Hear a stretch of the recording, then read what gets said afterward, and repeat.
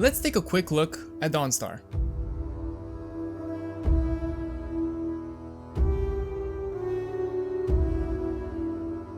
Now let's take a look at Morthal.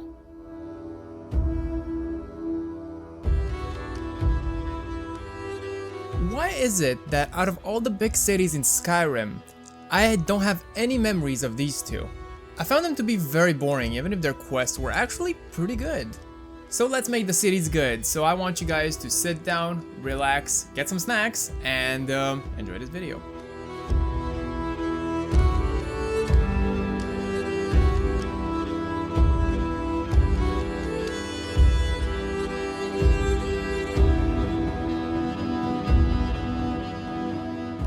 So welcome to Transforming Skyrim with Nariva. So before I get into the video, I actually want to have a small announcement. So I said that I want to have a Skyrim character build very soon with a Viking character, but I actually decided to take my time with that video because I want it to be the highest quality possible. So I'm actually gonna release it in a few more weeks. So I'm sorry for that, but trust me, it's gonna be worth it. I really have some cool ideas with that video. And this video will actually count as a base because we're gonna transform Skyrim into a Nordic area. And I feel like it's gonna create a pretty cool set for our video on the Viking. So yeah, here's a sneak peek of it.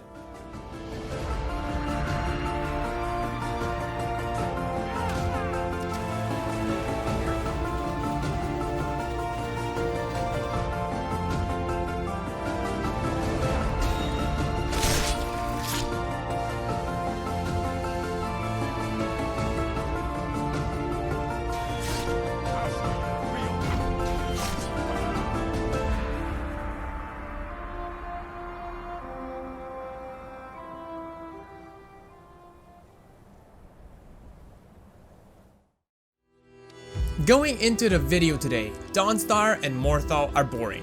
We cannot deny that. And Morthal is apparently broken for me. Don't worry guys, that's actually some error I had with enhanced lights and effects, and I will fix it later in the video. You shouldn't have this problem yourself, so don't worry. Now, while the video will focus mostly on these two big cities, I will also focus on other Nordic cities and villages around Skyrim, so I don't want to change the cities only, I want to change the open world as a whole, so you're welcome. And obviously all the mods will be in the description. So as always, I am gonna have JK Skyrim installed because I want to have the mod also for the other cities as well. I realized this week that JK doesn't have the individual mods for special edition, and it only has JK Skyrim, which changes all the cities as a whole. So we're gonna use this mod as a base for all our cities moving forward. It adds a really cool ship in Dawnstar, more buildings, and more details overall. You guys must already be familiar with the mod, so I won't go super in depth because I've been reviewing it every week. So. For Morthal, it also adds some more detail like this little boat, and it simply enhances the city a little bit while still keeping the vanilla feel. But we don't want that. The vanilla feel dates since 2011, and it's almost a decade old, so it's time to change it. So let's go with our next mod, Cities of the North collection for Dawnstar and Morthal. These mods are some of my favorite city overhauls. I don't know why it took me so long to find out about them, but it gives both cities a unique touch that you won't see anywhere in Skyrim. It's actually really hard to explain without showing you guys, but the houses have a Nordic design as if they came out of a Viking fantasy game, which they did. Dawnstar would have to be my personal favorite from this collection, as walking through it really makes me feel powerful. This is definitely the northern overhaul the city needed. It's important to notice that I didn't install a patch for JK Skyrim and Cities of the North yet, so some items will be very off. Especially in Morthal, we'll get to that in a second. I realized that there was a patch for these two mods on the mod page, so silly me. I'm a fucking idiot. Morthal is totally redesigned as well. The houses look like they've been built on top of one another, and it gives off a really nice small community feel, which is really cool. Walking through Morthal definitely has a different feeling, as it's more homey and less of a busy city kind of feel compared to Dawnstar. Oh, and the mods also have really cool interiors, but I'll let you guys explore some of that. I mean, I can't spoil everything now, can I? Now that we admired the mod a little bit, let's get to my frustration. So you guys can avoid it by simply downloading the patch and not try to fix it yourself for hours, because this was stupid. I spent nearly 3 hours trying to fix it myself by creating a patch or something, or even disabling items manually. It didn't work. There's a patch already made, so... Christian smart. Yes, very smart. Always read the mod pages, guys. Trust me. But this one problem in particular was not caused by the two mods being incompatible. I simply had to reinstall enhanced lights and effects. While I was at it though, I also decided to install RIS, Real Ice and Snow, adding some pretty cool ice and snow textures, naturally, because that's the name of the mod, so. I also added this pretty cool mod called Foggy, Morthal, and Swamp that adds a really cool and spooky effect around Morthal and its surrounding swamp. It's very thick, and now with a double C. It's actually a bit too thick for my taste, so. I found it a little bit unimmersive as well whenever you'd get far and close to the city, so because of those two reasons, I won't be using it in my personal mod, in my personal game, but I thought it was actually a really cool mod, so I had to add it to the video, so you install it if you want.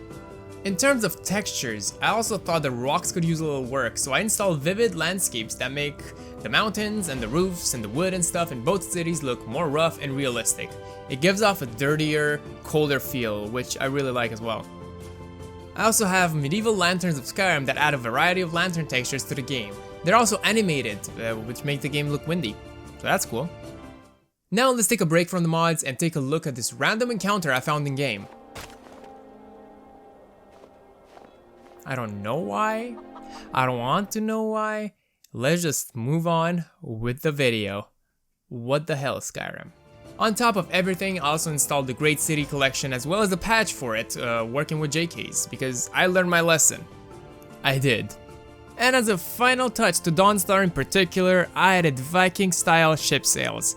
I think it's pretty self-explanatory what the mod does. I truly feel like it adds a lot to the city now, as everything is all brown and gray, and then you have these red and white striped sails. I wish there was another mod that would put the sails down so we get to see the true glory of these textures, but I guess that would be a bit too much to ask. I also wish there was a way to have your own longship, just like in Assassin's Creed Valhalla, but at the same time, that wouldn't really fit well in Skyrim, mostly because there aren't many rivers in the province, but still an idea. If I were a modder, I would actually do that. For the next mod, we will need to go for an adventure, somewhere really, really far away. Somewhere where literally no one would go. But someone decided to build a settlement there. And we have Lengui, a Nordic village. This mod is simply adorable. There's no better word to describe it, it's just cute. It adds this really cool little village on top of the huge iceberg. Why would anyone settle up here anyway? I don't know, but it's cool. Even if logically it makes no sense, I still thought this mod was really cool and I added it on top of everything. The village even has a cool Viking longhouse, so you win points there, Lengui. You win a lot of points. All the buildings have interiors and they're actually pretty homey.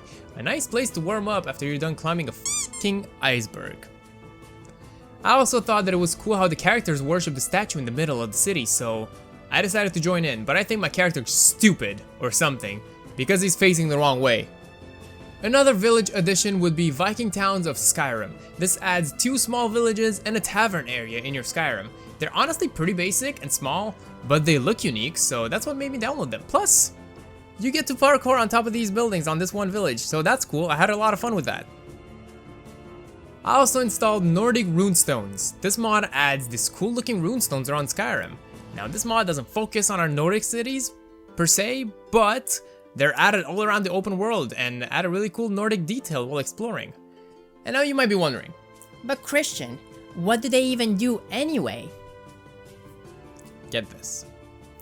Absolutely nothing. Isn't that great? They just look cool and I think they were awesome. They're added all around Skyrim, so they're fun to explore. Going to other existing cities in Skyrim, I decided to upgrade Dragon Bridge. Only with JK Skyrim though. I think this mod has all the city needs, as I like the fact that it's a very small and generic town. The bridge is the main focus of the town, so I don't want to take any attention away from it, so JK Skyrim actually does everything you need for this village. In terms of Kynesgrove, there's no more disappointing town than Kynesgrove. So it's literally one stupid building. Just one. And they call it a village. And that is why I changed that with the great village of Kynesgrove. Now before you say anything, I don't know why my roofs are red. I'm assuming the game takes the textures I have from Whiterun. I don't know why, but I think it just happened. At first, I didn't like them, but then I took a second look, and I think it adds an interesting touch. Honestly, it's not that bad.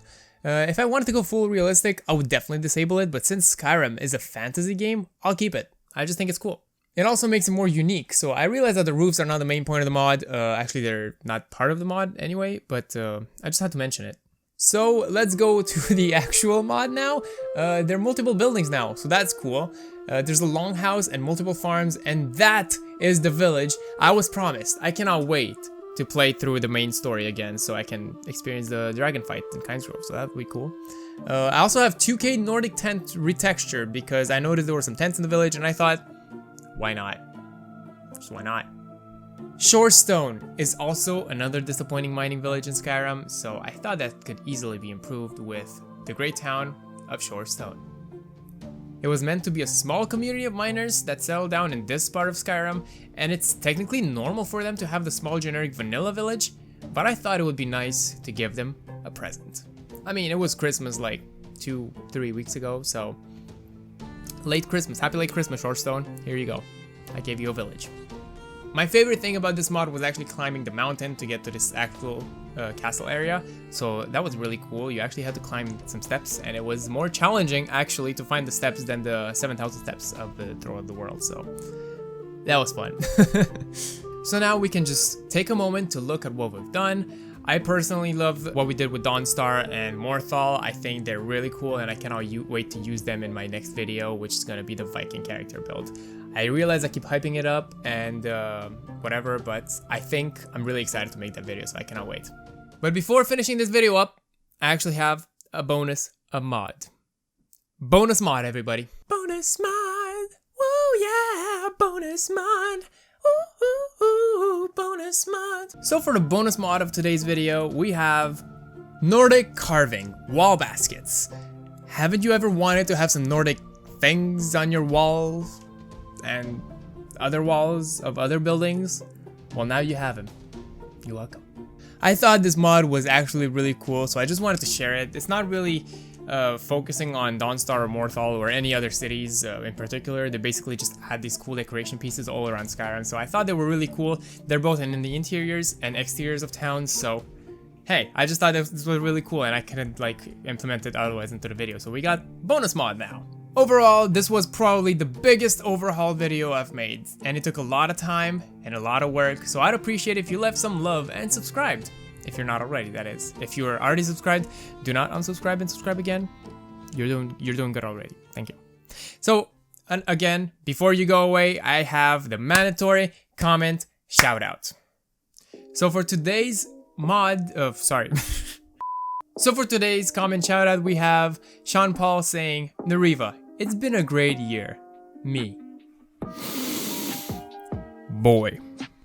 Well, I mean, yeah, it's been horrible. 2020 has been pretty bad, but I just gotta say it, 2020 was pretty good for us on the channel, and we did some really cool stuff, and I cannot wait to do 2021. So what are my goals for 2021, you would ask? Honestly, let's go big. 10K. 10K. Let's do it. Can we? 10K. Let's go. We are getting to 10K by the end of 2021. If we don't get to 10K by the end of 2021, I'll actually be super sad and I'll cry and I'll quit YouTube. I'm kidding. We're probably gonna get to like 5K or something, but like that's good enough too. Any growth is great. So thank you guys very much for watching. I hope you had a great New Year's and you stay with your family and all, and I will see you in the next one. Goodbye. So I loaded up this older game called Skyrim. I started making videos people be admiring. Well, on one hand it gets pretty tough. I can't help to admit that it's some really cool stuff. I get back in the game after I played so many times. I thought it would get boring after committing so many crimes. Did you know the regular chicken is considered a person? Now that's a dumb feature that ruins my immersion.